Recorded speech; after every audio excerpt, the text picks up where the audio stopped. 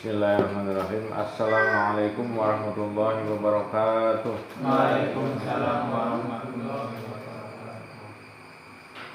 Alhamdulillahirabbil alamin wassalatu wassalamu ala asyrofil anbiya'i wal mursalin nabiyina Muhammadin wa ala alihi wa sahbihi wa man tabi'ahum bi ihsanin ila yaumil amma ba'du. Kaum muslimin muslimat, para ikhwan, yang mudah-mudahan Allah senantiasa menjaga kita semua, lahir batin kita, dan Allah senantiasa membimbing kita semua dalam perjalanan umur kita. Alhamdulillah, marilah kita selalu memuji Allah Subhanahu wa taala, bersyukur padanya dan memanfaatkan waktu yang Allah berikan, umur yang Allah berikan untuk selalu semakin memperbaiki diri di hadapan Allah Subhanahu wa taala. Bersyukur pada Allah Subhanahu wa taala atas semua karunia dan nikmat yang Allah berikan, sehingga apabila kita bersyukur kepada Allah Subhanahu wa taala, maka nikmat itu akan dikekalkan. Tidak hanya dikekalkan di dunia, tetapi juga nanti sampai di akhirat.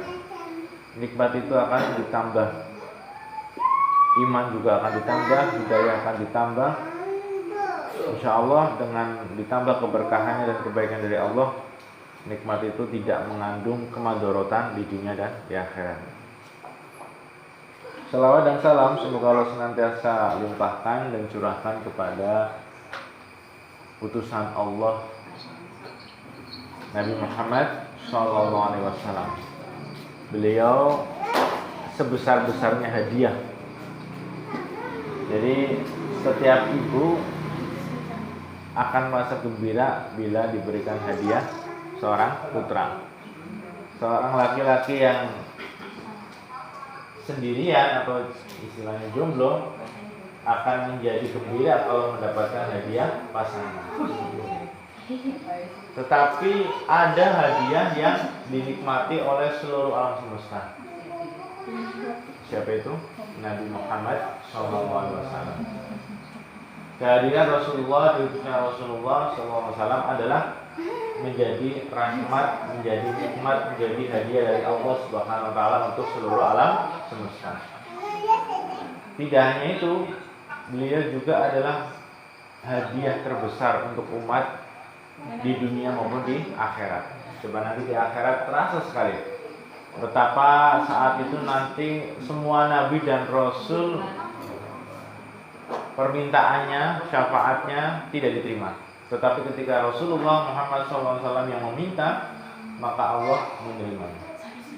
Jadi para ikhwan, Nabi Muhammad SAW adalah sebesar-besarnya hadiah, sebesar-besarnya rahmat untuk seluruh alam semesta. Tidak hanya alam manusia, malaikat, jin, hewan-hewan, tumbuh-tumbuhan, semuanya merasakan keberkahan dan kerahmatan dari Nabi Muhammad SAW. Makanya jangan heran, banyak sekali asar-asar atau kisah-kisah tentang bagaimana benda-benda atau makhluk-makhluk merasakan kerinduan dan kecintaan dengan Rasulullah SAW. Seperti riwayat batang kurma yang biasa digunakan untuk mimbar Rasul, kemudian diganti dia menangis. Juga batu-batu yang memberikan salam pada Rasulullah SAW. Juga beberapa hewan lain yang mereka betul-betul berbicara dengan Rasulullah SAW. Makanya kita sebagai umatnya merasa beruntung karena telah diizinkan mengenal Rasulullah SAW. Maka sebaik-baik hati adalah hati yang selalu cinta, rindu, dan ingin sekali mengikuti Rasulullah SAW. Baik para ikhwan, biasanya ini kita di jadwalnya saya kan hadis ya. Tetapi saya tadi kitabnya tidak temu-temu. Jadi ini ada kitab tafsir. Kita sama-sama belajar surah Al-Mudaththir. Moga para ikhwan yang ada Quran di sebelahnya bisa dibuka surah Al-Mudaththir. Pertama-tama yang harus kita perhatikan saat kita membaca Al-Quran, ya. Ini saran adalah bahwasanya libatkan 6 rukun di dalam kita membaca Al-Quran. Libatkan 6 rukun iman. Maksudnya begini, ada rangkaian ayat-ayat Al-Quran yang sangat indah, kata-kata yang sangat indah, dan ini merupakan kata-kata yang terbaik di alam semesta, karena merupakan sumber yang mengucapkan, yang mengkalamkan adalah Allah Subhanahu wa Ta'ala, pencipta kita. Yang harus kita yakini ketika kita membaca Al-Quran, libatkan keimanan kita kepada 6 rukun iman. Yang pertama, contoh ya, iman kepada Allah. Surat Al-Mudaththir, surat Al-Fatihah, atau surat apapun di dalam Al-Quran, perhatikan teman-teman di situ. Apa mungkin manusia bisa mengucapkan hal seperti ini? Apa mungkin manusia biasa bisa mengeluarkan kata-kata yang sesempurna ini? Dengan balaghahnya, dengan tata bahasanya, dengan keindahan maknanya, dengan keterjagaannya sampai sekarang, sampai hari kiamat. Dan ini tidak mungkin bisa dilakukan oleh manusia. Maka pasti yakin seyakin-yakinnya sumber yang mengeluarkan kalam ini adalah bukan manusia, yaitu Allah Subhanahu wa Ta'ala. Maka kita yakin akhirnya ketika kita membaca Al-Quran ada muatan iman di dalamnya, yaitu iman nomor 1, iman kepada Allah. Meskipun itu hanya surat-surat pendek. Apa wis yang paling pendek? Wal Asr sekalipun. Wal Asr itu susunan kata-katanya, muatannya, sampai Imam Syafi'i mengatakan kalau manusia tidak dituruni surat apapun kecuali Wal Asr itu sudah cukup. Jadi saat membaca Al-Quran, apakah bacaan yang panjang ataupun bacaan yang pendek ataukah Al-Fatihah sekalipun, libatkan di situ keimanan kita di dalam membaca Al-Quran. Iman kepada Allah Subhanahu wa Ta'ala sebagai yang mengkalamkan ini, yang menurunkan ini. Lalu yang kedua, kan Allah ya, Allah itu kan pencipta kita yang tidak bisa kita jangkau dengan penglihatan kita, tidak bisa kita jangkau dengan akal kita. Mungkinkah Allah yang kita tidak tahu keberadaannya secara pasti, mungkinkah kita bisa mendapatkan kata-kata itu secara langsung? Mungkinkah kita bisa mendapatkan ayat-ayat itu secara langsung? Tidak mungkin. Bahkan juga tidak mungkin Rasulullah langsung mendapatkan kalimat-kalimat Al-Mudaththir ini dan Al-Quran yang lainnya. Jadi bagaimana prosesnya Allah menurunkan Al-Quran ini? Apakah ujuk-ujuk langsung ke Rasulullah? Tidak. Apakah ujuk-ujuk langsung dalam percetakan seperti ini? Tidak mungkin. Kata-kata sebagus ini, sesempurna ini belum masuk Al-Mudaththir ya, baru masuk ke perasaan sebelum membaca Quran. Mungkinkah kata-kata sesempurna ini tiba-tiba bleng ada di depan kita dari percetakan? Tidak mungkin. Oke, percetakan dari mana dia nyetak? Dari para ulama yang menghafal. Para ulama dari siapa? Dari gurunya sahabat Rasul. Sahabat Rasul bisa Rasulullah manusia. Dari siapa dia bisa mendapatkan Al-Quran ini? Ada keimanan yang kedua, iman kepada malaikat yang membawanya, malaikat Jibril. Jadi saat membaca Quran kita merasakan, oh di situ ada keterlibatan iman kita kepada malaikat, karena ada keterlibatan malaikat Jibril. Dan juga malaikat-malaikat yang lainnya juga berperan. Makanya saat membaca Quran pun kita merasakan bahwasanya ada malaikat yang hadir, termasuk malaikat yang mencatat amal bacaan kita terhadap Al-Quran.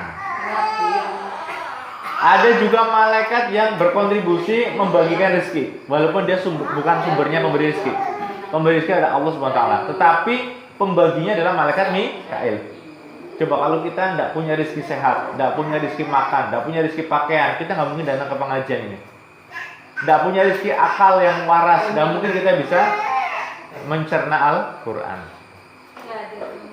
Jadi betul-betul luar biasa bahwasanya ketika kita berhadapan dengan Al-Quran, ada keterlibatan iman kita pada Allah, iman kita kepada malaikat. Jadi selalulah duduk dalam keadaan merasakan kehadiran malaikat.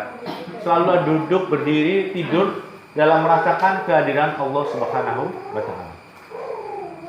Lalu yang ketiga jelas, yaitu yang kita pegang, Al-Quran. Di situ kita tidak boleh menolak, mengingkari, mengkufuri satu ayat pun. Disitulah masuk rukun iman yang ketiga, iman kepada kitab-kitab Allah. Jadi kita harus beriman kepada semua kitab-kitab Allah. Nah, yang keempat kita tadi disinggung, kitab ini diturunkan ke siapa? Ke Nabi Muhammad SAW. Di situ ada keterlibatan unsur keimanan pada Rasulullah. Makanya segala macam ibadah, segala macam doa, segala macam amal soleh akan hangus kalau kita tidak punya adab pada Rasulullah. Kalau kita tidak berterima kasih pada Rasulullah, kalau kita benci dengan Rasulullah, inna syani'aka wal abtar, sesungguhnya orang yang membencimu pasti terputus. Dan itu dibuktikan dengan kaum Khawarij. Kaum Khawarij itu luar biasa, sholat tahajudnya, puasanya, Qur'annya. Tapi mereka waktu itu tidak punya adab pada Rasul. Waktu itu ada kisahnya, Rasul itu dikritik, dimarahi. Waktu itu Rasul sedang bagi-bagi sesuatu ya. Tiba-tiba ada orang Khawarij mengatakan, yang adil ya Rasul baginya. Wah, itu tersinggung sekali Rasulullah. Kalau aku sudah gak adil, siapa yang bisa adil di muka bumi ini? Dia memang ibadahnya banyak, tapi tidak punya adab pada Rasulullah SAW. Makanya ketika kita membaca Al-Quran, kita di situ ada perasaan, oh terima kasih ya Allah, terima kasih Rasulullah sudah mengajarkan kami Al-Quran. Dan iman betul bahwasanya Rasulullah itu adalah adal amanah, menunaikan amanah dengan secara sempurna, menyampaikan Al-Quran dengan secara sempurna, tidak berkhianat. Bahkan termasuk pada satu ayat yang sebenarnya kalau boleh disembunyikan. Ayat di mana Rasulullah menikahkan dengan Zainab. Tapi Rasul sampaikan saja ayat itu. Artinya Rasulullah sangat amanah dan sangat-sangat luar biasa. Maka kita sambut dengan keimanan kepada Rasulullah Muhammad SAW. Makanya Bapak Ibu, ketika kita membaca Quran, kita di situ ada rasa kagum, takzim, dan mengimani Rasulullah SAW. Serta Rasulullah sebelumnya, karena Rasulullah dan Rasulullah sebelumnya adalah satu rangkaian yang tidak mungkin bisa diputus, dan Rasulullah itu adalah sebagai penutup. Bahkan tadi saya baca tafsirnya di surat As-Saff itu ya, tentang nama-nama Rasulullah ya. Di situ dikatakan juga kenabian Rasulullah itu sudah ditetapkan bahkan ketika Nabi Adam baru menjadi tanah. Nabi Adam baru jadi tanah yang dibentuk. Kenabian Rasulullah sebagai nabi terakhir itu sudah ditetapkan. Nanti dibuka di Ibnu Katsir surat As-Saff ya. Lalu yang kelima, keimanan kita kepada hari akhir. Jadi kita membaca Al-Quran itu untuk apa? Kita beribadah itu untuk apa? Kita sholat itu untuk apa? Apakah hanya untuk rutinitas? Patut-patutnya ikhwan ya sholat lah ya, masa isin ikhwan orang sholat. Apa hanya itu saja? Patut-patutnya mantune siapa? Mertuanya siapa ya isin masa orang sholat. Tidak seperti itu. Kita semua melaksanakan. Kita membaca Quran, kita beribadah, kita ngaji, kita bersedekah. Kalau bukan untuk akhirat nanti, lillahi ta'ala, untuk kehidupan akhirat, habis sia-sia. Maka ketika kita mengerjakan segala sesuatu macam ibadah, adalah ada pengharapan terhadap keimanan kepada kehidupan akhir. Setuju nggak? Apakah bapak-bapak sholat hanya untuk gagah-gagahan? Kan tidak mungkin. Apakah ibu-ibu ngaji hanya untuk senang-senang? Kan tidak mungkin. Kita pasti punya harapan apa? Sesuatu yang akan kita peroleh di kehidupan akhirat. Berarti itu rukun iman berapa? Rukun iman nomor 5. Lalu yang keenam, iman pada apa? Iman kepada takdir, qada dan qadarnya Allah. Wa ma tasyauna illa ayyasha Allah. Kalian tidak akan bisa mencapai jalannya Allah itu kecuali apabila Allah kehendaki. Siapa yang memilih dari miliaran manusia kok dipilih bapak-bapak, ibu-ibu menjadi orang yang Islam, menjadi orang yang sholat, menjadi orang yang baca Quran? Siapa yang pilih? Padahal di seberang sana, di luar tembok ini, ribuan bahkan jutaan orang menyembah patung. Ribuan bahkan jutaan orang nggak tahu Rasulullah. Ribuan bahkan jutaan orang nggak tahu Islam, nggak tahu syahadat. Siapa yang memilih dari triliunan manusia itu, kita dipilih dapat hidayah? Allah Subhanahu wa Ta'ala. Di mana ditulisnya? Ketika masih dalam janin usia 4 bulan. ya kan? Termasuk hari ini kita sudah ditulis takdirnya. Apakah surga, apakah neraka. Jadi Bapak Ibu, di sini kita masuk iman kepada takdir Allah, baik yang baik maupun yang buruk, dan nanti takdir-takdir yang lainnya. Sekarang kita masuk ke yang tadi dijanjikan ya, surat Al-Mudaththir. A'udzubillahi minasyaitonirrajim. Bismillahirrahmanirrahim. A'udzubillahi minasyaitonirrajim. Aku berlindung kepada Allah dari godaan setan yang terkutuk. Kita mendengar kata a'udzu, aku berlindung, billahi kepada Allah. Cara mudahnya memahami seperti ini. Bayangkan kita di tengah padang pasir yang panas. Lalu di situ ada sebuah pohon yang besar dan rindang. Di bawah pohon yang besar dan rindang itu, di bawahnya ada naungan, ada bayangannya. Jadinya adem. Yang tidak kena pohon panas, yang kena pohon adem. Nah, ketika kita masuk ke bayang-bayangan pohon tadi, itu namanya a'udzu. Cara gampangannya, a'udzu dengan bayangan bibit ini, bayangan pohon ini dari sengatan panas matahari. Ya, paham gitu ya? Kalau a'udzubillah berarti aku masuk ke dalam perlindungannya Allah. Dari apa? Minasyaitonir rajim, dari godaan setan yang tertutup. Jadi kalau kita baca a'udzubillah seperti itu. Oh, a'udzubillahi minasyaitonir. Aku sudah masuk ke wilayah perlindungan Allah. Kalau aku sudah masuk ke dalam wilayah perlindungan Allah, maka aku akan dilindungi oleh Allah. Siapa yang lebih kuat dari Allah? Tidak ada yang lebih kuat. Ya. Bismillahirrahmanirrahim, dengan menyebut nama Allah yang Maha Pengasih, Maha Penyayang. Ini Al-Mudaththir. Al-Mudaththir 1 sampai 5 itu bisa dikata adalah wahyu kedua setelah surat Al-Alaq 1 sampai 5. Saya bacakan sedikit. A'udzubillahi minasyaitonirrajim. Bismillahirrahmanirrahim. Ya ayyuhal mudaththir, qum fa'anzir wa rabbaka fakabbir wa thiyabaka fatahhir wa rujza fahjur. Ini sampai 5. Jadi ketika Rasulullah sudah mendapatkan wahyu yang pertama, surat Al-Alaq 1 sampai 5 di Gua Hira, di mana Rasulullah berjumpa langsung dengan malaikat Jibril dalam rupa aslinya. Setelah itu terjadi fatrah, terputus wahyu, tidak turun-turun lagi. Sampai suatu ketika Rasulullah sedang berjalan, kemudian ada suara yang memanggil. Dicari-cari ke semua arah, depan belakang samping nggak nemu. Siapa suara dari mana yang manggil-manggil? Ketika menengok ke atas, ternyata ada sesosok makhluk yang dulu kala menemui Rasulullah di Gua Hira. Malaikat Jibril dalam rupa aslinya. Kemudian dia duduk di sebuah kursi di antara langit dan bumi. Rasulullah terkejut, sampai ketakutan dan sampai terjebak jatuh ke tanah, sampai terjebak di dalam tanah, jatuh di tanah. Kemudian Rasulullah lari, lalu beliau ketakutan minta diselimuti. Zamiluni, zamiluni, zamiluni. Selimuti aku, selimuti aku, selimuti aku. Bahkan dalam yang tadi saya baca itu sampai dikompres juga untuk menenangkan rasa takutnya. Bayangkan, takutnya itu bukan karena ini bukan manusia, ini bukan hewan, ini sesuatu yang baru dilihat.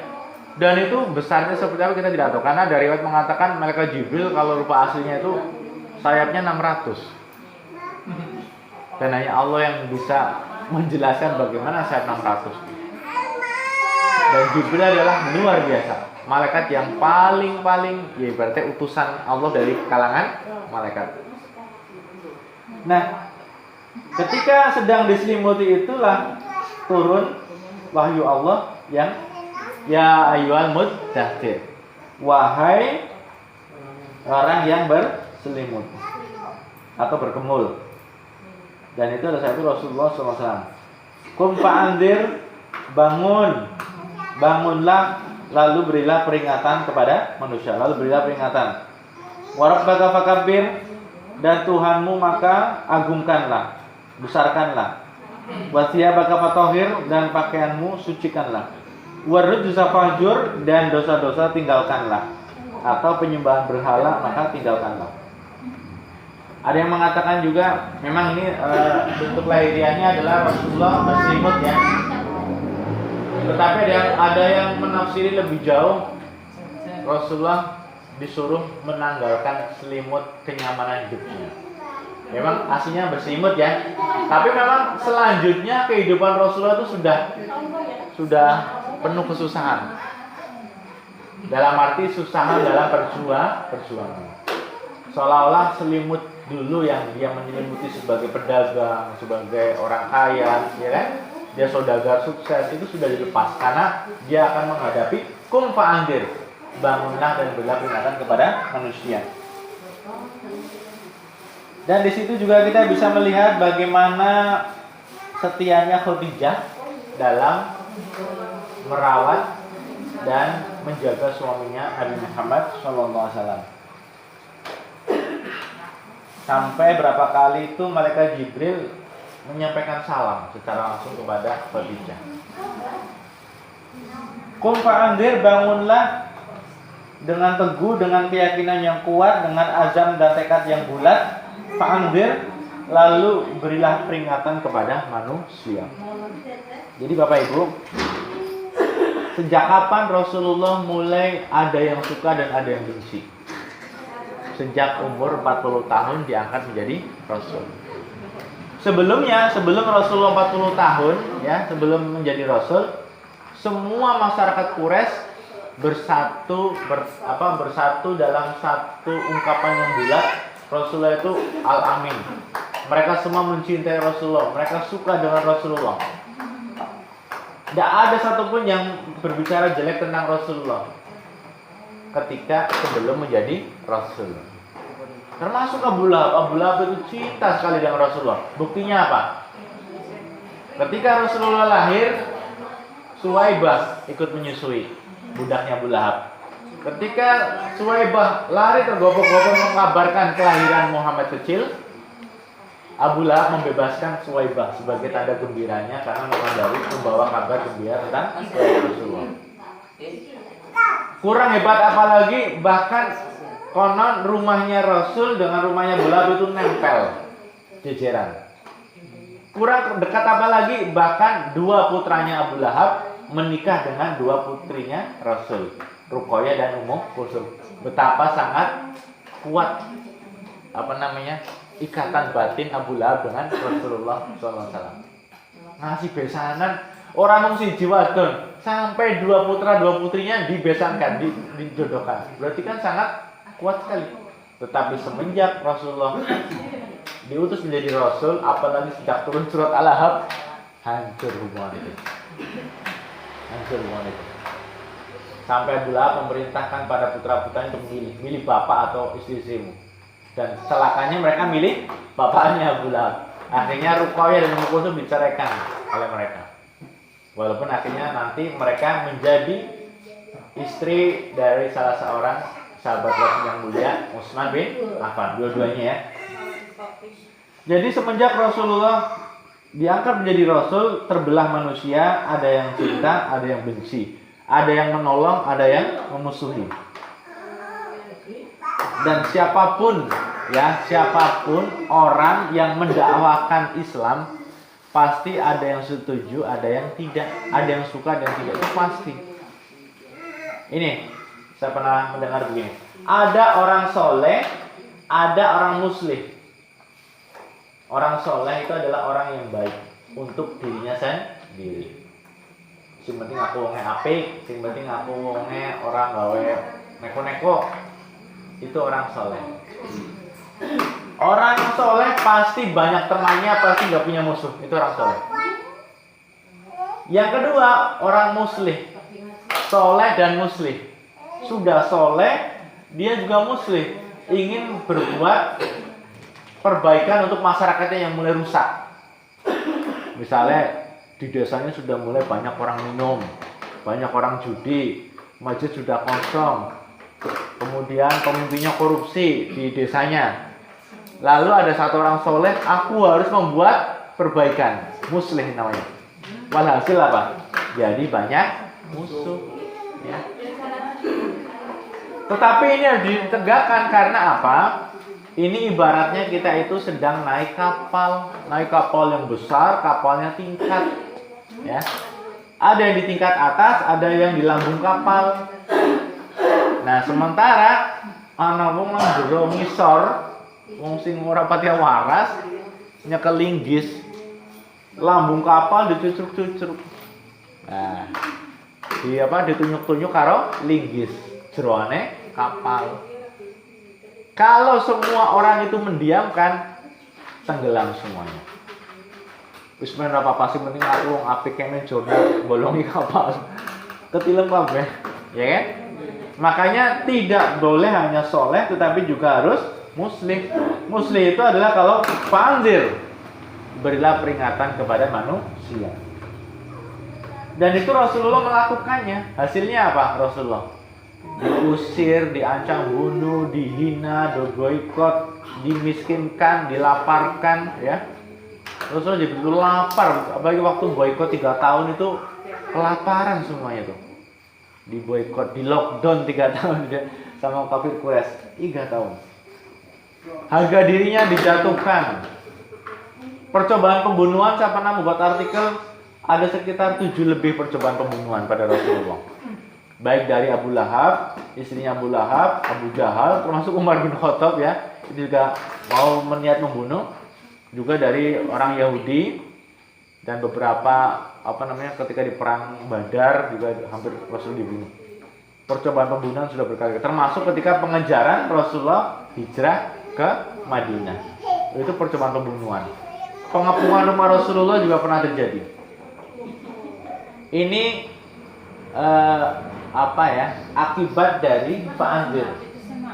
Apakah mundur? Tidak. Bahkan semua kafir Quraisy sudah coba semua cara. Cara lembut sudah dicoba, cara kasar sudah dicoba. Cara lembut itu, "Hai Muhammad, apa kamu butuh uang? Apa kamu butuh harta kekayaan? Akan kita kumpulkan semua kekayaan kita untukmu. Apa kamu butuh wanita tercantik? Akan kita carikan wanita tercantik untukmu. Apakah kamu butuh jadi raja? Akan kita lantik dirimu menjadi raja." Semua rela. Abu Lahab pun rela kalau Rasulullah jadi raja. Apa kamu sedang sakit? Terlalu mudah bagi budak-budak kami mencarikan tabib untuk menyembuhkan sakitmu, sakit gilamu gitu. Tapi apa kata Rasul? Seandainya kalian meletakkan matahari di tangan kananku, bulan di tangan kiriku, untuk aku menghentikan dakwah ini tidak mungkin. Akan aku lanjutkan, menang atau hancur kalian. Yaikum fa'anzir. Wa rabbaka fakabbir, dan Tuhanmu agungkanlah. Tuhanmu besarkanlah, agungkanlah. Jadi sebenarnya Allah sendiri itu sudah Maha Agung. Mau diakui atau tidak, diagungkan apa tidak, Allah itu sudah Maha Agung. Mau diakbarkan apa tidak, Allah itu sudah akbar. Cuma perintah ini akan membedakan. Orang yang mengakbarkan Allah, dia akan diakbarkan Allah. Orang yang memuliakan Allah akan dimuliakan Allah. Orang yang melupakan Allah akan dilupakan Allah. Orang yang menghinakan Allah, walaupun Allah tidak mungkin bisa menjadi hina, akan terhina dengan sendirinya.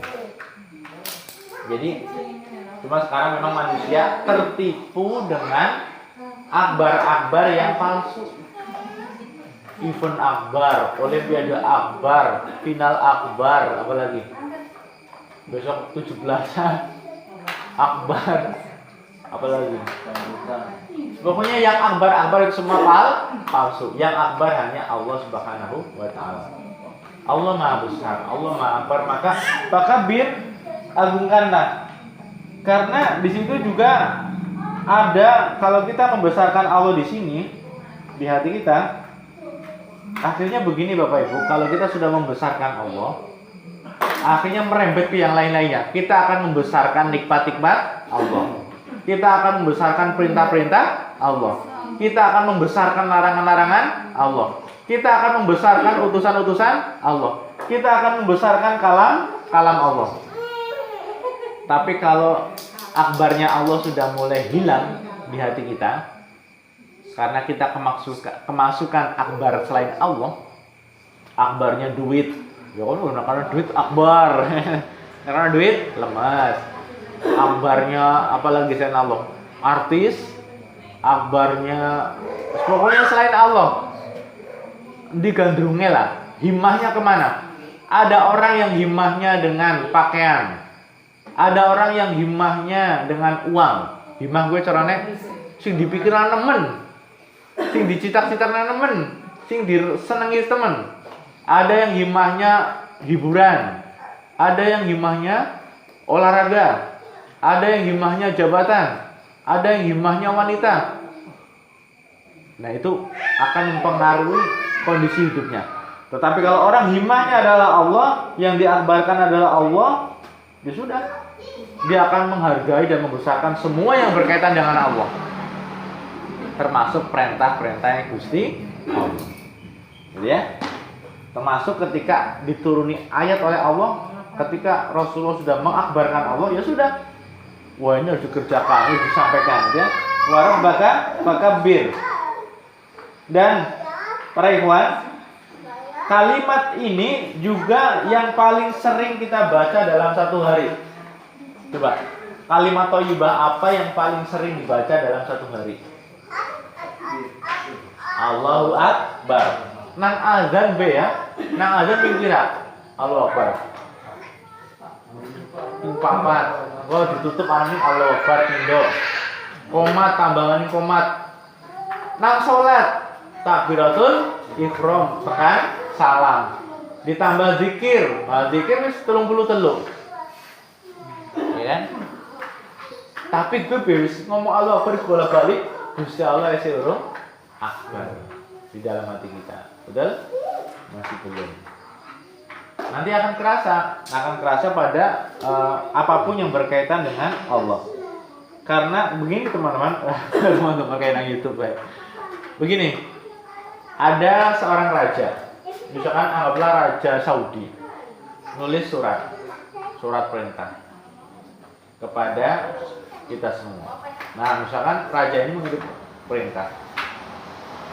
Yang diutus adalah prajurit biasa, prajurit kecil lah ya, prajurit pinggiran. Yang Bapak Ibu lihat siapanya? Prajuritnya yang lusuh apa rajanya? Ya kan? Yang dilihat adalah rajanya. Singgawa bu sapa, bu lecek, bu lusuh, bu krempeng, tapi anu suratnya surat raja. Ya kan? Ini artinya saat itu kita sedang mengagungkan perintah raja, walaupun yang mengutus siapa gitu. Ya syukur atau lah. Ketekan surat singgawa tukang pos. Tukang pos anu utusan bupati ke anu perintahkan bupati langsung jenengan kon pada kumpul nang masjid Marnakene. Yang kita lihat tukang posnya apa bupatinya? Bukan suratnya bupati, gitu kan? Apalagi kita dikaruniai utusan Allah yang sangat sempurna, Nabi Muhammad SAW. Maka utusannya sudah hebat, ya, bukan hanya lecek, dia nggak lecek sama sekali, sangat sempurna, bercahaya Rasulullah. Yang dibawa Al-Quran juga sangat bercahaya, sangat penuh berkah. Sumbernya Allah Subhanahu Wa Taala, maha cahaya, maha berkah. Makanya kita mengatakan hamdan katsiran thayyiban mubarakan fi. Ya kan? Rabbana walakal hamdu hamdan katsiran thayyiban mubarakan fi. Gitu ya. Rabbana lakal hamdu. Wahai Tuhan kami, segala puji untukmu. Pujian-pujian untukmu saja. Hamdan katsiran dengan pujian yang sangat banyak. Thayyiban. Pujian-pujian yang thayyib, yang bagus. Mubarakan fi, yang penuh berkah di dalam pujian-pujian. Kowe ngasih nang jero ati ke gusalu ke kebek-bek. Kowe kunci bahagia itu seperti itu. Kunci bahagia adalah atine klebek Gusti Allah kalau Rasul tok. Gusti Allah Rasulullah, Gusti Allah Rasulullah.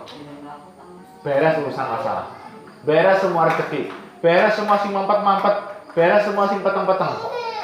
dunia akhirat. Ngomongin kepetengan sakaratul maut, kepetengan azab kubur, semua beres kalau dari sekarang kita sudah hatinya pikirannya Gusti Allah Rasulullah, Gusti Allah Rasulullah, Gusti Allah Rasulullah. Wasiyah baka fatahhir, dan pakaianmu maka sucikanlah. Pakaianmu maka sucikanlah. Nah, pakaianmu maka sucikanlah itu maksudnya adalah ada dua macam. Yang pertama, pakaian yang dipakai itu berasal dari penghasilan yang halal dan thayyib. Muaranya ya, sing dinggo klambine ke ora kang nyolong, sing nggo tuku juga udah duit kan korup. Semuanya halal dari penghasilan halal diberikan baju dan pakaian ini. Yang pertama. Yang kedua, pakaian ini jangan digunakan untuk maksiat. Jadi penghasilan dari yang halal dan thayyib, kemudian pemakaiannya itu juga adalah untuk yang baik-baik. Tidak boleh digunakan pakaian ini untuk melakukan kemaksiatan dan kedurhakaan pada Allah. Jadi pakaianmu maka bersihkanlah. Jangan dipakai pakaianmu kepada kemaksiatan.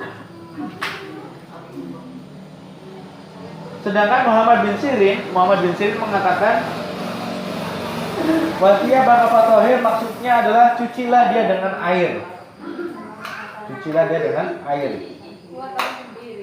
Jadi sebagai orang muslim ya ini menjadi dalil yang kuat sekali bahwasanya kita tidak boleh malas bersih-bersih pakaian. Cuci. Apalagi orang Arab itu untuk mandi saja mungkin seminggu sekali ya. Itu pun harus paksa-paksa. Orang Arab, orang Eropa, setahu saya itu mandinya itu enggak setiap hari seperti kita. Iya, setiap hari itu enggak. Bule-bule itu yang enggak setiap hari seperti kita mandinya. Jadi pakaianmu maka bersihkan dari penghasilannya, bersihkan dari pemakaiannya. Kemudian warujza fahjur. Dipakai aja. Warujza fahjur, dan dosa-dosa maka tinggalkanlah. Dosa-dosa tinggalkanlah. Penafsirannya memang di sini adalah berhala-berhala maka tinggalkanlah. Penyembahan pada patung-patung dan berhala maka tinggalkanlah. Ini karena Rasulullah diturunkan di masa Quraisy yang waktu itu semuanya menyembah patung. Berarti Tuhan-Tuhan selain Allah tinggalkanlah. Pertanyaannya, kita yakin sudah meninggalkan Tuhan selain Allah? Nah, itu. Karena ini adalah la ilaha illallah. Jadi secara dohir kita tidak menyembah patung, iya kelihatan. Kita tidak pernah sujud kepada patung, tidak pernah sujud kepada Tuhan selain Allah. Tetapi hati-hati nanti dengan selain Allah yang dipertuhankan, selain Allah yang diperlakukan seperti Tuhan. Apa? Macam-macam. Yang akhirnya difakabir, dibesar-besarkan, diagung-agungkan. Masih lali apa bae orang surah adu surah apa demi sing dibesar-besarkan gue. Beda-beda menurut saya, beda-beda. Pada dulur, pada tangga sing dibesarkan apa ya beda-beda. Makanya iya. Tuhan memang hanya Allah, tetapi selain Allah yang diperlakukan seperti Tuhan bisa jadi bermacam-macam. Makanya kita harus berlindung pada Allah dari kesyirikan. Yang kita ketahui maupun yang tidak ketahui, yang kita sadari maupun yang tidak kita sadari. Kesyirikan yang kecil maupun kesyirikan yang besar.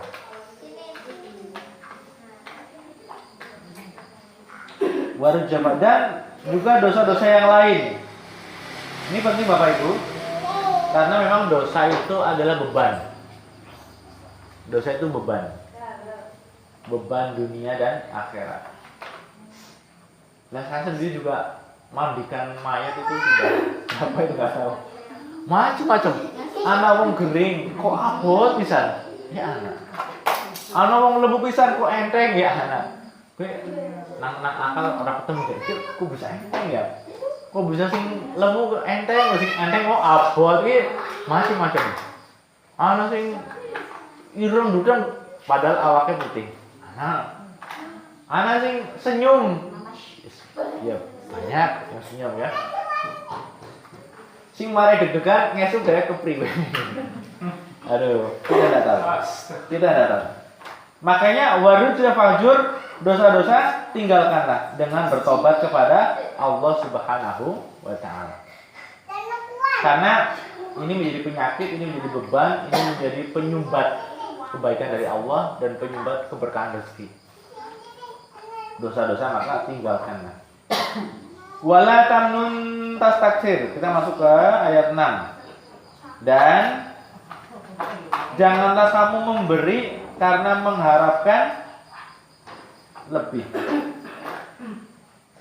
Maksudnya aku tak wae wong kae lah. Kok pilih wong kae awe aku. Nah, itu jangan ya. Wala tamnun tastaksir. Jangan memberi sesuatu dengan harapan ngesuk aku dibalas lebih gitu. Ya termasuk kondangan apa wis aja mikir macam-macam. Kondangan baik. Aja dihitung-hitung, aja ditulis-tulis, main band dibalas, ini jangan.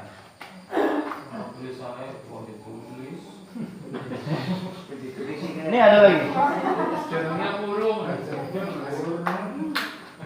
Ada lagi di surat Al-Lail. Surat Al-Lail itu juga seperti itu. Surat Al-Lail ada, kemudian di surat Al-Lail itu yang bunyinya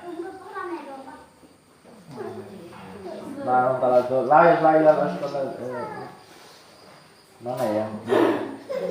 Yang pemberiannya Abu Bakar As-Siddiq, yang dia itu tidak mengharap apa-apa kecuali ridho Allah Subhanahu wa taala.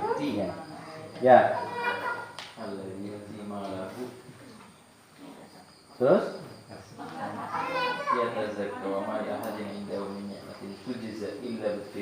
illa biqa wajhi rabbil a'la. Termasuk nanti di surat Al-Insan apa ya? Yang aku tidak memberi makan kecuali karena mengharapkan wajah Allah. Aku tidak membutuhkan balasan terima kasih darimu. Jadi ketika kita memberi sesuatu jangan meminta lebih. Ini yang dalam tataran manusia ya. Hebat lagi kalau kita memberikan sesuatu kepada Allah bahkan tidak mikir balasan apa dari Allah. Gue lebih hebat mali. Tapi ini mengharap balasan itu sudah ikhlas. Orang ikhlas adalah orang yang mengharap balasan dari Allah.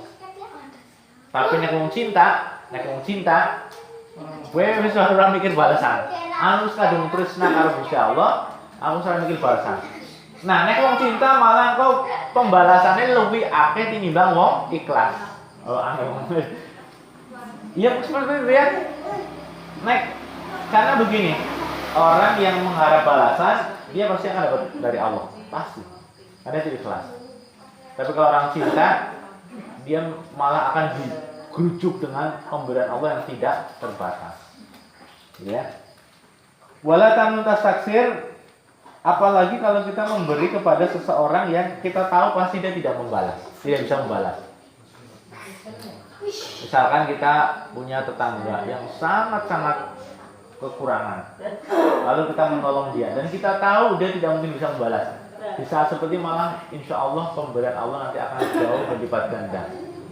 Kalaupun ternyata pemberian Allah dalam bentuk materi balasan itu tidak muncul saat itu juga, paling tidak pada saat detik itu kita memberi, di sini sudah ada sesuatu.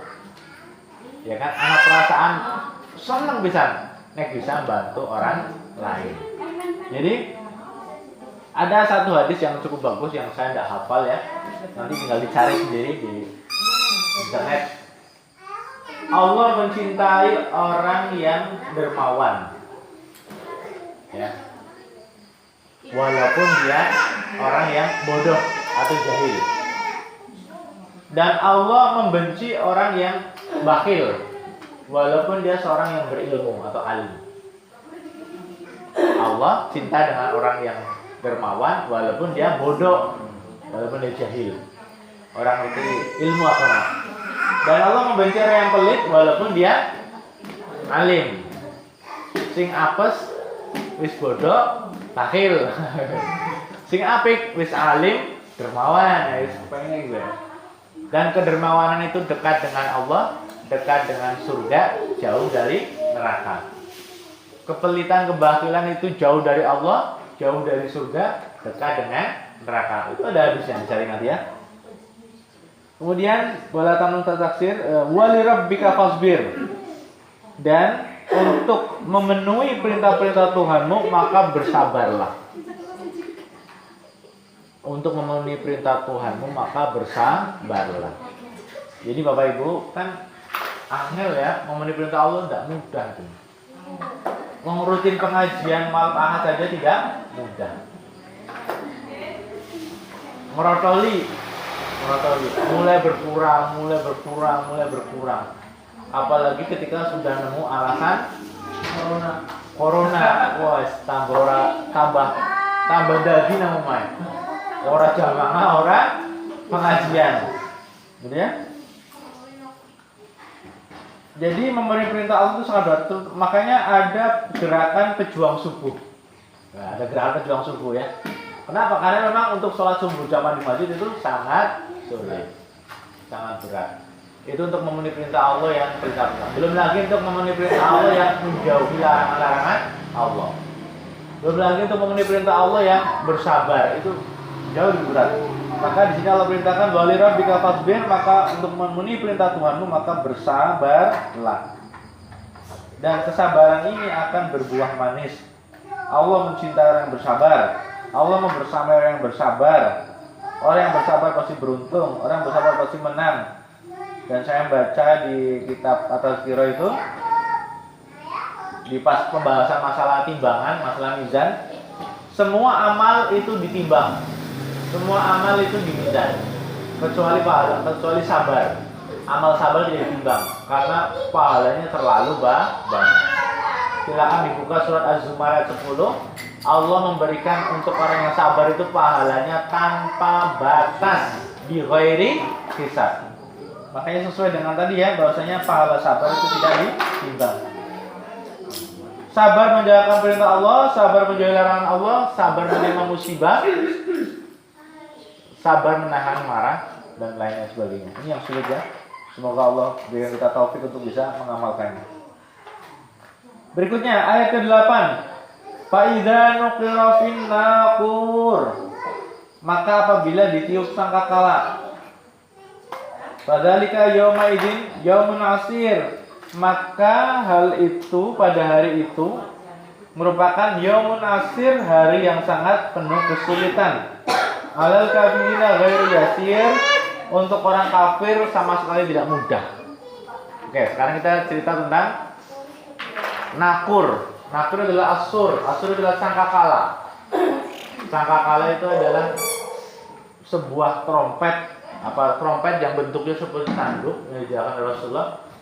Bentuknya seperti tanduk, besarnya sebesar langit dan bumi. Dan ketika Allah menciptakan malaikat Israfil, langsung diserai asur tadi, diserai nakur tadi, diserai sangkakala tadi. Jadi dari awal diciptakan oleh Allah, malaikat Israfil langsung menempelkan sangkakala tadi di mulutnya. Lalu pandangan mata malaikat Israfil tidak pernah lepas dari arsy Allah. Tinggal menunggu perintah kapan ditiup. Besarnya seperti malaikat Israfil, wallahu a'lam. Karena dia termasuk 4 malaikat yang utama. Malaikat Jibril, malaikat Mikail, malaikat Israfil, malaikat Israil, malaikat maut. Jadi ada yang mengatakan bahwasanya ditiup sangkakala itu 3 kali. Nanti akan nyambung dengan ayat tiupan pertama itu tiupan pertama itu mengagetkan semua makhluk. Termasuk nanti ibu-ibu yang menyusui bayinya akan dibuang. Ibu-ibu yang mengandung akan keguguran. Dan orang seperti mabok padahal dia tidak mabok. Karena begitu dahsyatnya hari kiamat. Itu tiupan pertama. Tiupan yang kedua, Allah perintahkan untuk dimatikan semua makhluk. Baik itu malaikat, manusia, jin, hewan-hewan, semuanya mati. Ketika nanti ditiupan kedua. Ketika sudah pada mati semuanya, malaikat maut dipanggil. Sini. Sama Allah. Sudah mati semua belum? Belum, masih 4. Siapa aja? Ya, Allah marah kan? Bukankah aku sudah bilang harus mati semua? Gak boleh, gak ada yang mati kecuali aku. Marah sekali Allah. Siapa yang belum mati? 4. Malaikat Jibril, malaikat Mikail, Israfil, sama hambamu yang lemah ini, Israel. Cabut. Jibril. Datang malaikat Jibril. Wah, Jibril, aduh. Mau dicabut ini. Tolong sing halus, sing pelan. Dia berdoa, Allah Maha Penyayang sifatul maut. Ringan tercabut. Itu dicabut dengan luar biasa, dia sakit kan. Kemudian kalau rasa sakit yang ditimpakan ke makhluk, kalau masih ada makhluk ya, mati semuanya. Lalu disuruh lagi sama Allah, malaikat Mikail cabut juga. Malaikat Israfil cabut juga. Yang terakhir, siapa yang belum mati? Hambamu yang lemah ini. Cabut sendiri nyawamu gitu. Malaikat Israfil datang ke antara surga dan neraka. Dia mencabut nyawanya sendiri dan sakitnya luar biasa. Sampai sebelum tercabut dia mengatakan, kalau tahu begini sakitnya sakarut, harusnya aku mencabutnya itu lebih lembut kepada orang-orang beriman. Dia menjerit dengan sangat sakit, yang kalau masih ada makhluk, jeritan rasa sakitnya lalu timpakan ke makhluk, semuanya mesti mati semuanya. Maka matilah semua makhluk. Yang tidak mati hanya Allah Subhanahu wa Ta'ala. Maka Allah bertanya kepada semuanya, mana raja-raja? Mana pembesar-pembesar? Mana anak-anak raja? Mana sultan-sultan? Mana artis-artis kalau misalkan ada? Mana raja-raja? Karena nggak ada yang, mana? Siapa yang hidup mana? Mana siapa yang hidup? Karena nggak ada yang jawab, Allah menjawab sendiri. Semuanya sudah mati. Yang hidup hanyalah aku. Allah, Al-Qahar, Al-Jabbar dan sebagainya. Setelah beberapa waktu lamanya, kemudian Allah turunkan hujan. Allah turunkan hujan. Hujannya itu tidak seperti air yang kita lihat sekarang. Hujannya seperti sperma, bentuknya sperma. Dan itu hujan cukup lama sampai menggenang, bumi itu menggenang cukup tinggi. Dan kita semua sudah hancur ya. Yang tidak hancur hanya tinggal tulang ekor. Maka air hujan yang berbentuk mani tadi masuk ke dalam tulang ekor kita. Tumbuhlah kita menjadi manusia utuh. Tapi masih jasad kosong, belum ada nyawanya. Lalu Allah hidupkan malaikat Israfil. Kemudian Allah perintahkan dia untuk meniup sangkakala. Kemudian tiupan ketiga ini Allah memberikan ruh di dalam sangkakala tadi, sehingga di sela-sela di masing-masing kanan kirinya sangkakala dia mengeluarkan ruh yang sangat banyak. Tiupan ketiga ini ruh-ruh tadi terbang lalu masuk ke jasadnya masing-masing tanpa kesasar. Jasadnya Pak Bambang orang nyasar arwahnya Pak Nasruddin. Plok buka bel. Maka mulailah mereka muncul dari dalam tanah. Ketika Rasulullah keluar, malaikat Jibril dan malaikat Mikail langsung menyambut dengan perhiasan-perhiasan dari surga dan wewangian dari surga untuk menyambut Rasulullah ketika keluar. Nah, nanti semua manusia keluar dari bumi sehingga bumi menjadi kosong. Isi bumi menjadi kosong. Inilah tafsir daripada surat apa itu? Az-Zalzalah. Apa itu bunyinya gini? Wa akhrajatil ardu asqalaha. Dan bumi saat itu mengeluarkan isi perutnya sehingga bumi menjadi kosong. Karena wis metu kabeh. Metu kabeh nang dhuwur. Dari Nabi Adam sampai manusia terakhir di hari kiamat. Kumpul kabeh dari siji, ngadeg kabeh dari siji. Lalu digiring oleh Allah, digiring ke sebuah tempat. Dijorna jor, orang kelamben, orang anak payon, orang mangan orang minum, kepanasan, dijorna jor. Allah tidak mengajak bicara, Allah tidak melihat, Allah tidak menggelar hisab, dicueki sampai semua manusia, wah luar biasa. Allah tidak pernah semarah seperti marahnya hari itu, semuanya dibiarkan.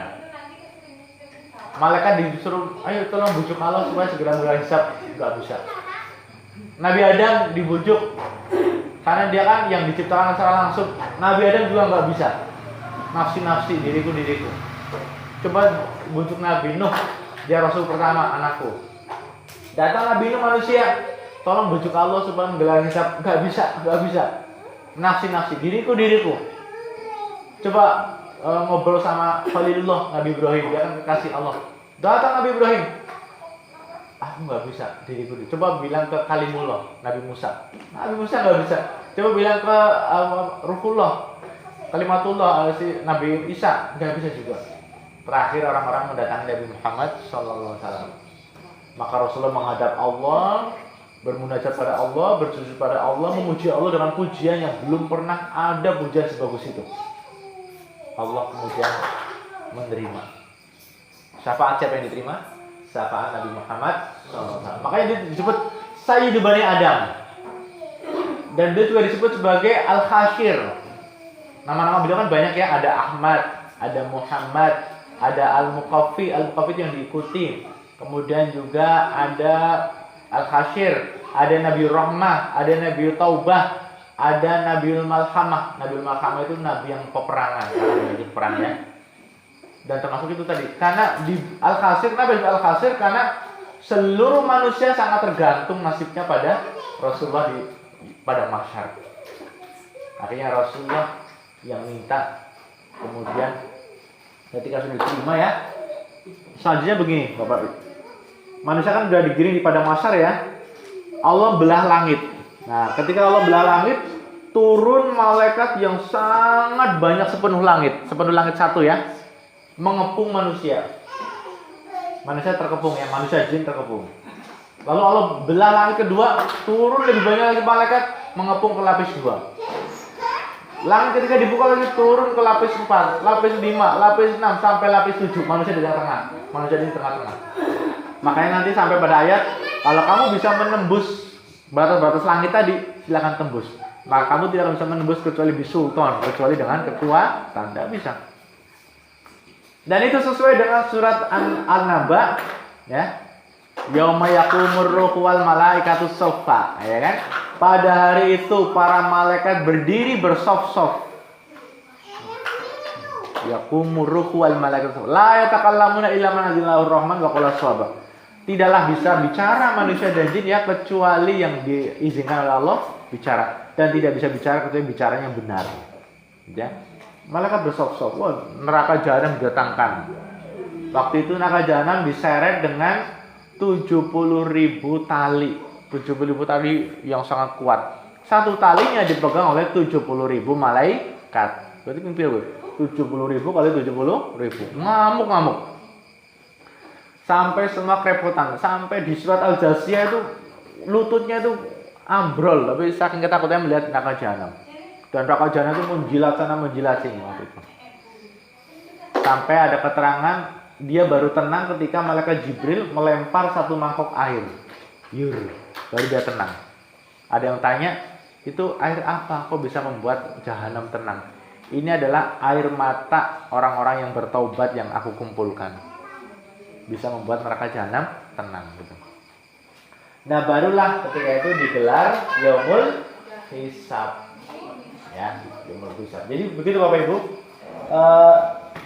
Faiza nukira fin nakur, maka ketika ditiup sangkakala, fadzalika yauma idin yaumun asir, pada hari itu adalah hari yang sangat sulit untuk siapa? Alal kafirina ghairu yasir, untuk orang-orang kafir sama sekali tidak mudah, sulit sekali, tidak mudah. Orang kafir itu siapa sih? Pasti yang namanya kafir di dalam Al-Quran mesti lawan katanya aman. Bukan muslim loh ya, tapi aman. Kafaru, amanu. Itu adalah bukan institusi, bukan stempel, bukan KTP, ya. Itu adalah perbuatan, pembuktian keyakinannya. Jadi begini, orang KTP-nya Islam, tapi roto sholat, roto apa ya, bahkan melakukan perbuatan-perbuatan yang kafir, jadi kafir. Ngakunya Islam tetapi orang percaya hari kiamat, orang percaya malaikat, orang percaya kanjeng Nabi, orang percaya Quran, ya ini kafir walaupun KTP-nya Islam.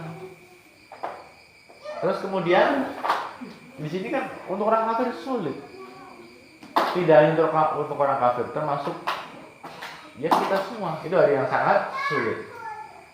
Tetapi untuk orang kafir sangat-sangat sulit ya. Sampai-sampai nanti orang-orang kafir itu ketika melihat betapa dahsyatnya pembalasan Allah. Oh ya, nanti sebelum manusia, yang saya baca itu sebelum manusia itu ada hewan-hewan dulu. Jadi panjenengan duwe ingon-ingon ya. Duwe wedhus loro. Wedhus sing sungune gede, karo wedhus sing ora duwe sungu. Nah, wedhus sing duwe sungu nyuduk-nyuduk sing ora duwe sungu. Nah, besok dihisap dibalas. Sing ora duwe sungu juga duwe sungu, disuduk-suduk go nyuduk-nyuduk sing ben suka nyuduk. Jadi Allah sangat adil seadil-adilnya, bahkan Allah juga mengadili hewan.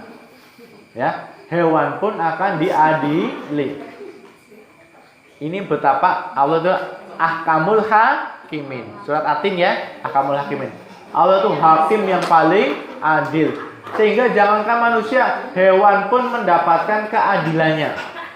Cuma bedanya begini Bapak Ibu, setelah semua hewan sudah diadili, setelah semua hewan sudah dihisab, mereka sama Allah dijadikan sebagai debu, menjadi turab, menjadi debu.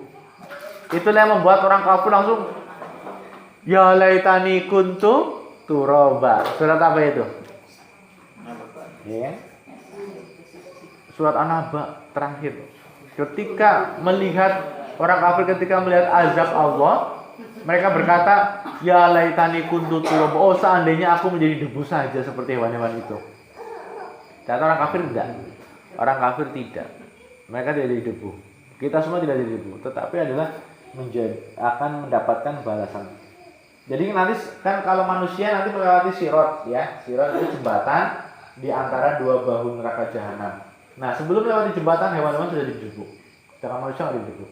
Mereka melewati jembatan itu. Mau mukmin, mau kafir, mau nabi, mau rasul, semua melewati jembatan itu. Tidak ada yang tidak.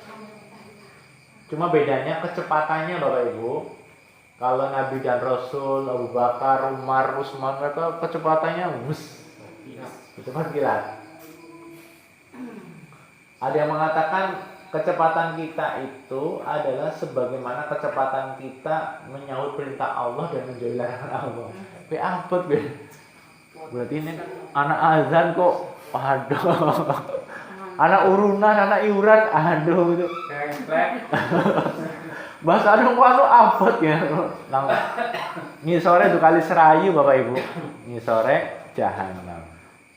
Sing jerone ora karu-karuan ya. 70 tahun dengan waktu dibalang nang ngisor jahanam, tembe tekan ngisor 70 tahun.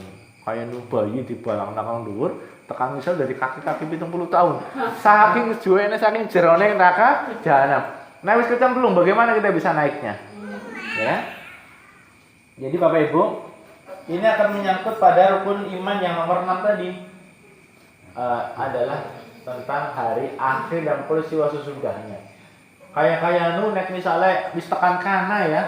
Ngewek-ngewek urip nang dunya kayak nu seperti pirang menit. Paling hanya seperti sesorean apa? Sebagian. Dalam surat An-Nazi'at. Surat An-Nazi'at itu. Yang manusia ketika melihat bagaimana nanti di akhirat, dia merasa hidup di dunia seolah-olah hanya sangat sebentar, seperti sepagi atau sore saja.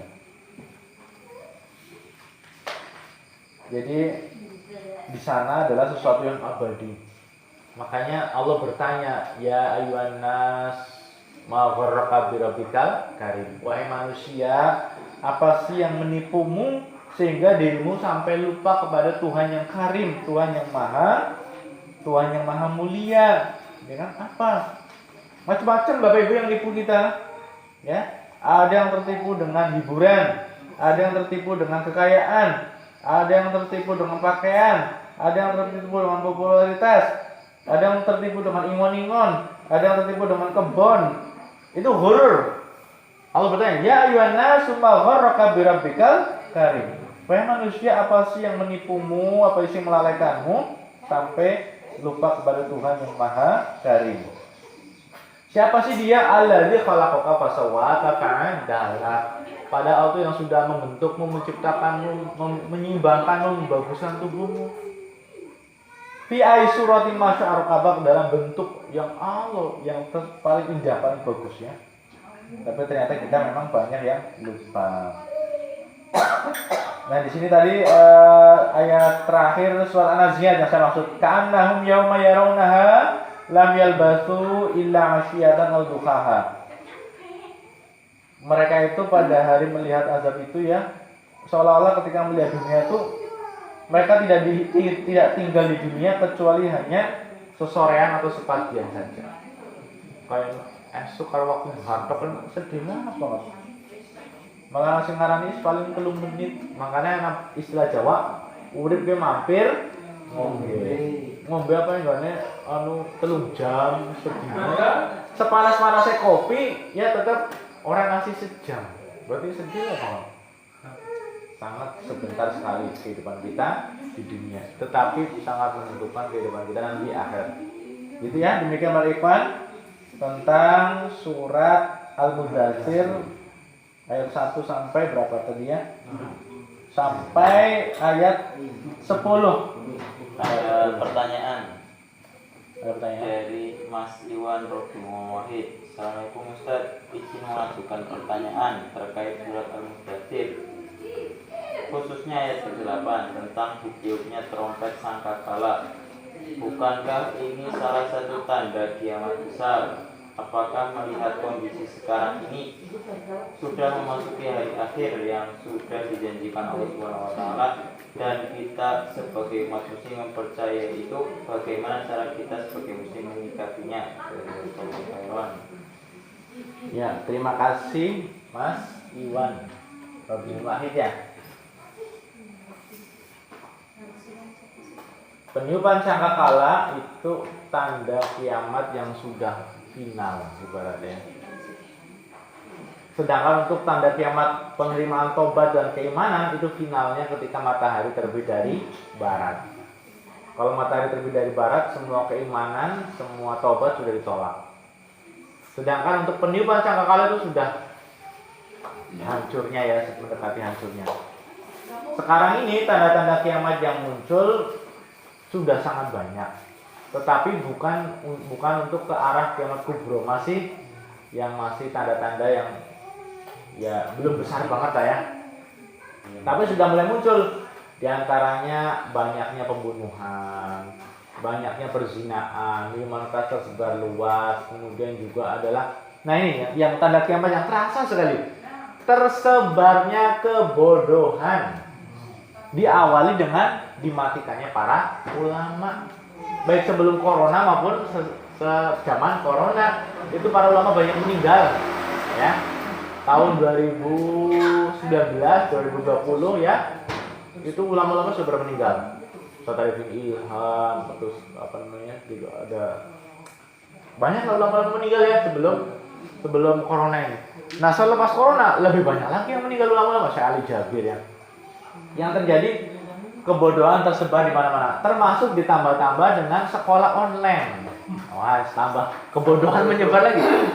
Semangat belajar sangat turun drastis ketika sekolah online. Nek sekolah online, nek gurune, nek wong tuane ustad pembubuhan bocah bisa, apalagi sing wong tuane udah ustad.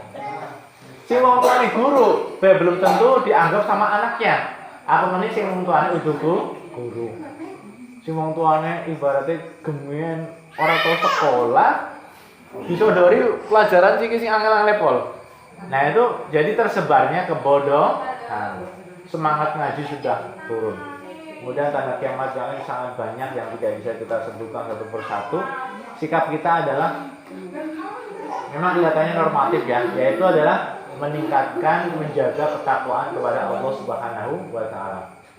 Jadi begini Bapak Ibu, kalau kita bertakwa kepada Allah, mau hidup di zaman apapun itu kita tenang. Artinya apa? Kita sudah terikat dengan janji Allah, kita sudah sangat dekat dengan Allah, sehingga mau zaman apapun kita tenang. Tapi kalau tidak bertakwa dengan Allah, mau hidup di zaman Rasul ya, mau hidup di zaman Rasul sekalipun malah jadi kancane Abu Jahal, ya kan? Karena orang takwa. Tapi yang bertakwa arep urip nang zaman apa bae, termasuk zaman Dajjal metu, ya tetap di tempat yang selamat. Dan kita tidak melihat siapa diri kita. Yang penting adalah di mana posisi kita, di yang al-haq apa yang batil. Contoh ketika dalam pembakaran Nabi Ibrahim, di situ konon ada 2 hewan yang mereka mengambil posisi. Yang pertama cicak dia meniup apinya Nabi Ibrahim. Padahal tiupan cicak itu tidak berpengaruh terhadap besarnya api Nabi Ibrahim. Tapi posisinya dia adalah memusuhi Nabi Ibrahim. Lalu konon ada yang tersebar itu tulisannya burung pipit. Burung pipit mengambil air dengan mulutnya untuk disiramkan ke api Nabi Ibrahim. Dengan air sekecil itu tidak mungkin bisa padam airnya. Tetapi posisinya burung pipit adalah posisi di al-haq. Wah anu ke dhewek wong mernok, anu wong desa kepriye urip. Sing penting posisimu nang ndi? Di al-haq apa al-batil. Gitu aja. Jadi mau zaman kiamat seperti apa, tanda-tanda kiamat seperti apa, yang penting kita diposisikan bersama Rasulullah, bersama para sahabat, bersama orang-orang soleh yang Allah berikan petunjuk. Siratal ladzina an'amta alaihim. Bukan di posisi ghairil maghdubi alaihim waladdallin. Amin. Ada lagi? Cukup itu saja yang bisa disampaikan pada kesempatan hari ini. Mudah-mudahan Allah berkahi, Allah rahmati kita semua, Allah jaga kita semua di akhirat. Kurang lebih mohon maaf. Allahumma sholli wa sallim ala Muhammad wa ala Muhammad bila taufiq wal hidayah. Assalamualaikum warahmatullahi wabarakatuh. Waalaikumsalam.